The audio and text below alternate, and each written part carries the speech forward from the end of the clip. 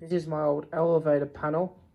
I spent the last 2 hours wiring this up. This is an vandal resistant panel from a Johns Perry lift. I actually filmed this way many years ago and before it got modernised. But the funny thing about this lift was, it was original Johns Perry lift from the 60s up to the 90s.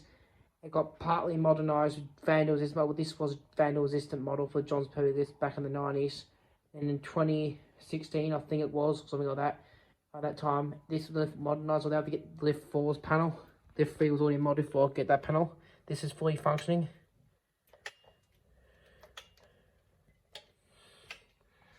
The alarm button's hooked up. I don't know, buzzer yet. I'm going to buy a buzzer to put on there tomorrow. And the door buttons. The emergency stop cancels all calls. So let's see if I press the ground. Just selected by relays. This lift originally was on relays. This panel was on relays originally. On the back has the box.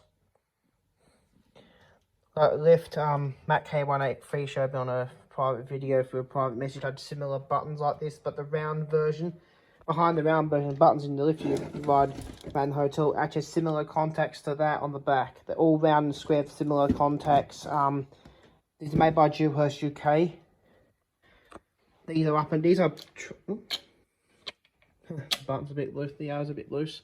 I'll fix them later. But they're translucent arrows. They actually had lamps originally. This one didn't come with the lamps because they use 240 volt lamps in these. Not sure why, but they did. And that cancels all calls when I press the emergency.